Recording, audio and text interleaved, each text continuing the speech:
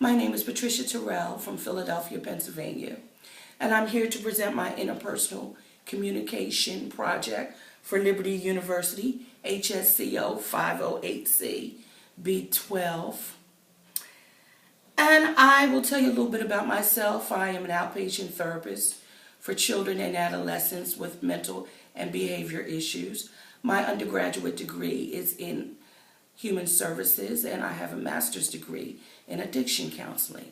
I'm very interested in counseling families, which is why I'm enrolled in this program at Liberty. Next slide. I'd like to begin by asking, what is interpersonal communication?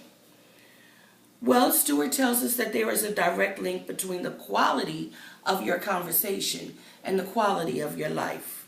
When we utilize interpersonal communication, we are utilizing listening, expressing, disclosing, and nexting information. Next slide. Now, according to Burley, interpersonal communication is connected to listening. Our research tells us that we can experience interpersonal communication even in the absence of space, of visual space. Next slide.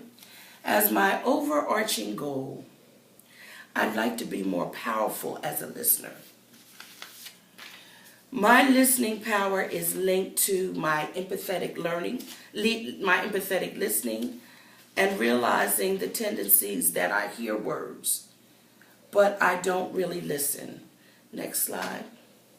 Now, enlarging my conversation is impacted by my identity.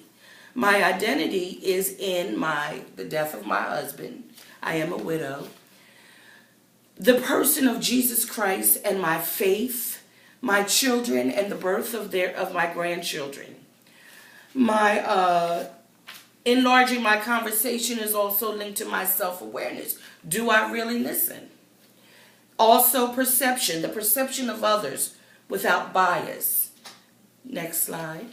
Enlarging my conversation, according to Stewart, is identity. It's not an individual construct, but it is connected to the persons of who we identify with. Also, our growth of awareness and being aware of perception.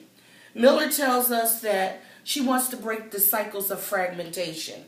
I'd like to subscribe to that too. Next slide. If I'm going to enlarge my conversation, I must choose dialogue over the patterns of my past, making the conversation the relationship, and understanding the difference between dialogue and real meeting in the workplace. Next slide. My background is I am an African American, female. I was an only child, a widow, 3 adult children, 9 grandchildren, independent, compassionate, and determined. My positive influences were my parents, my Christian values, my support, family support, and wisdom. My negative influences are too passive, too nice, people tend to take advantage, and I'm security oriented. Next slide. My behavior blend is a combination of 2 types according to the dispersonality type. There are D, active task oriented, I, active people oriented, C, passive task oriented, and S, passive people oriented. Next slide. My behavior blend is a combination of 2 types. What is expected of me, and this is me. According to Uniquely You assessment, my behavior blend is what is expected of me, S, and what is me, SC. Next slide. My behavior blend, what is expected of me, S, is a combination of submissive, competent, withdrawn, loyal, humble, quiet, self-compliant, balanced, and laid back.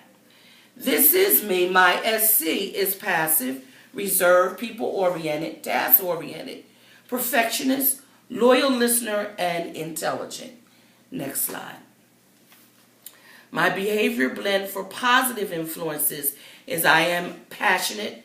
I don't like to let anyone down. I often see people as needing me. People like having me around.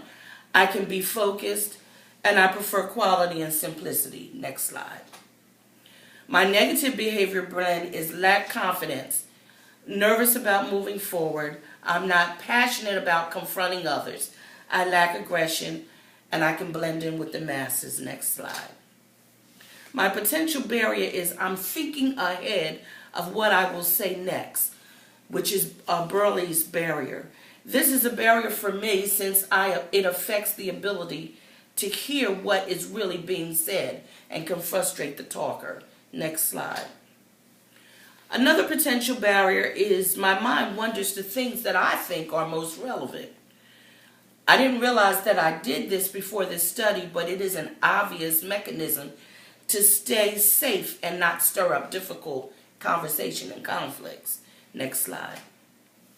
Another potential barrier is my reactions and feelings to myself. I keep them to myself when the other person is competitive or untrustworthy. Some of the things that can move these barriers out is speaking up, making clear what my belief system is and my priorities. It's staying emotionally connected to significant others and stating differences and allowing others to do the same. Next slide. Another solution for internal noise pollution is I first must attempt to eliminate internal noise. It is moved by negative thoughts about listening. What I must do, these solutions can be examine internal thoughts, eliminate biased listening, and utilize nonverbal appropriate behavior. Solutions for external noise pollution is listening to myself, not saying yes when I really mean no. Resist external distractions, keep an open mind, summarize and evaluate the critical content, not the speaker. Next slide.